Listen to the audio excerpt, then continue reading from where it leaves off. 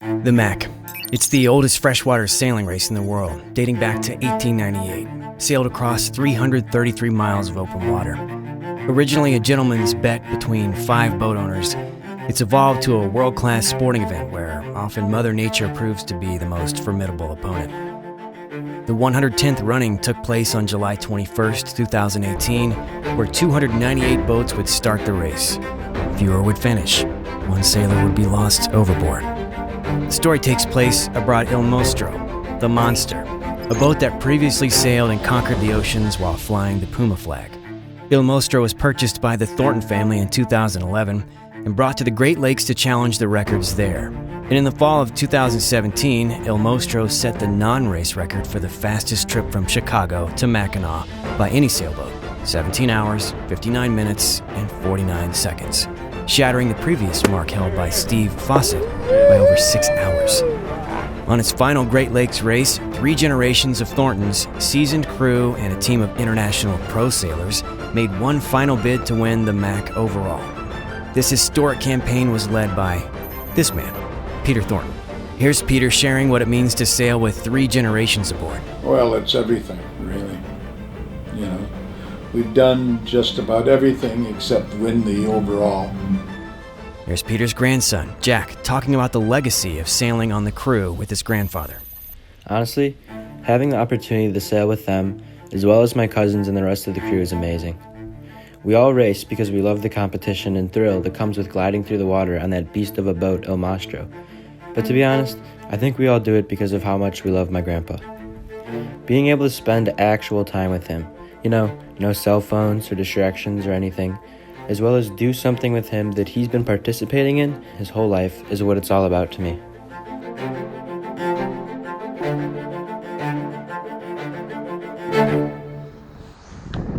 So I think the objective here is to outline the weather forecast. From what we've seen this morning, we've got like 4 main decision points, and we can add or subtract based on any other comments. And that'll define the variable. Chris Thornton, the lucky guy that gets to sail with his father and his son. I get to start the boat race, which is pretty cool. So Matt Wackowitz, professional sailor, has been racing with us for years. Does a great job with the navigation. He works with a third-party weather forecasting system that we've been using for years. They do a great job. He's going to shift to the right at some point in the first 8 to 10 hours. We obviously have a lot of Americans, but we also have Australians, Kiwis, Irish Canadians, and an amazing group of people that come together every year for these 1 or 2 races that we have on the Great Lakes. You definitely have to have a solid crew. Il Mostro requires a good kind of a combination of some regular guys, but you also need to have the pros on board. That boat is all business, and you need a crew that is all business. We've had guys like Damian Foxall and Justin Slattery, Stuart McLaughlin, Matt Wackowitz. These guys have been sailing with us. They're pros. They sail all over the world, but they do keep coming back to Chicago because they know it's a great race. They know the boat is in great shape. Our crew is a total of 14 people. 6 of these people I've been sailing from the very beginning. Gary Marino, Rock Roney, John Stanley, Ben Biddick, and Jack Jennings. Around about 7 hours past the start of the race, around about 8 to 10 p.m., we're expecting a forecast shift to the northeast. With that shift, we'll trigger a decision point about when to tack on to starboard and take advantage of that shift for the first couple of hours. It's great, the windier the better, and the rougher the better. And then we'll either be starting with the J2 if we're underneath 20 knots of wind, and J4 if we're over 20 knots of wind, something like that. We'll talk about that more precisely. Just with regards to management of the boat, Justin, do you want to talk about that a little bit? Yeah, I guess predominantly for the first 18 hours we're bouncing most probably between J4 and J2. If you're not comfortable or you haven't gone forward in these conditions, I think we'll have enough people between Ben, Jack, Greg, Zane and Stu to get forward to drop the jib and pull it over the railing. It's get up and get off the top. Over to you, Greg.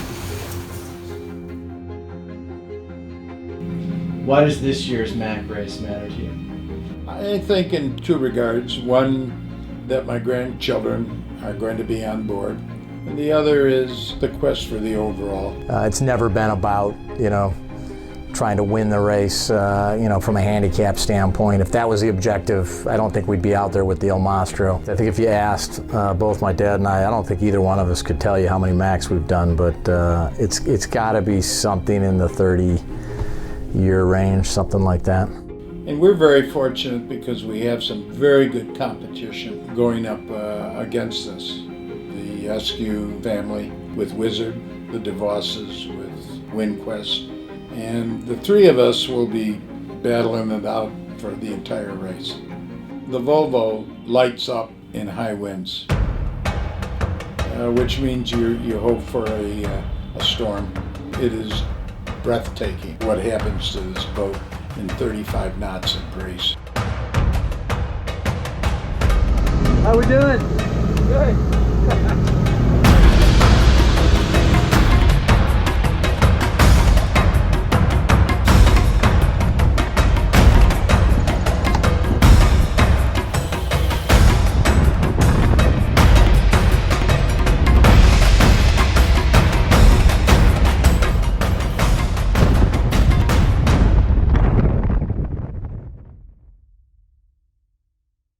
Pre-start.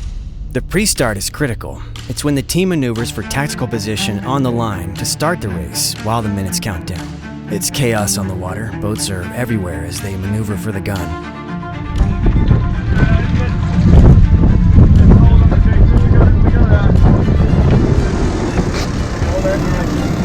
Gary, I'll need alcohol when you can.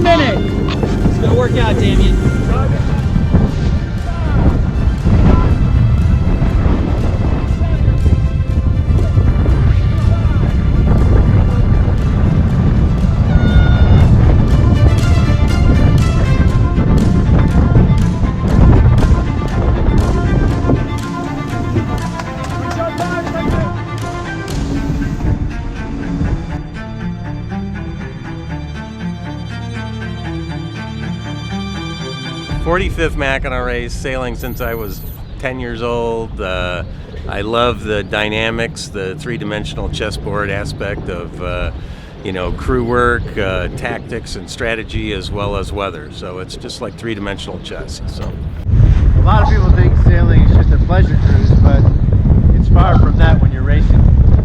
We're still in good pressure. We should consolidate back, but at least let's make the gain right now. I would like to tack. It's 45, right? And I don't think it's going to get any better, so... Hey, stand by tack! Stand by to tack! 5, 4, 3, 2, 1, here we go. Tacking. Every boat has a game plan and a strategy, but when to execute the tactics to carry out the strategy is never exactly known ahead of time. The conditions are constantly changing. If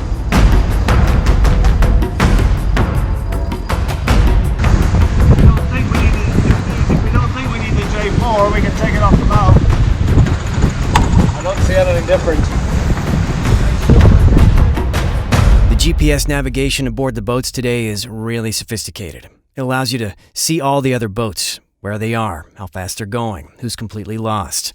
As the lead dog, we tack, they tack, and so on. Here's Matt, the navigator, explaining what's going on. We're gaining all the time. What's that? We're like 11 miles in front of them now instead of 8. Pretty nice. Yeah. These guys are slow as 9.3 knots compared to like us doing 11. This is a good time to go in towards that point because it's presenting shift. I don't know if you noticed, but we gained like 2 miles on the guys. I think Peter, our owner, has done well over 30. That means that every year for 30 years or more, these guys are coming back to do this race. And so this race runs on one of the Great Lakes. And you know, for me as a sort of ocean sailor, it's a real eye-opener to spend 2 days, 2 nights out on a lake and never see one of the edges. These are big lakes. These lakes hold more than, I believe, something like 70-89% of the world's fresh water. Yeah, so it's like a mini ocean. I love the water. I love being out on the water, and it doesn't matter whether it's a lake or the ocean. I think it's a peaceful place. My grandpa is a man that I know many people look up to and respect, including myself, and it's because of this that I feel we're able to see so many of the same faces show up to the race each year. It's a real privilege that our family has someone like him at the head of the table. I couldn't imagine where we'd be without him. The Il Mostro Brain Trust stayed true to the weather models and followed their instincts. Their race strategy allowed them to sail in the fresher air outside of the Manitou Islands, and a tactic seldom employed. It was a risk that would pay off later. It's really where they took it to Wizard and Winquest.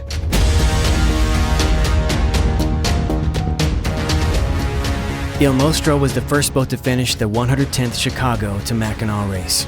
Peter and his crew did it in 28 hours, 11 minutes, and 22 seconds, nearly 2 full hours ahead of the nearest competitors, Winquest and Wizard. An achievement made against lashing headwinds for more than half of the race that took its toll on the fleet, especially the smaller boats, some of which finished 2 days later, if they finished at all. It was a fitting end. It will have been Il Mostro's final Great Lakes race. Peter Thornton donated Il Mostro to the Merchant Marine Academy in the fall of 2018. The monster will return to the open sea.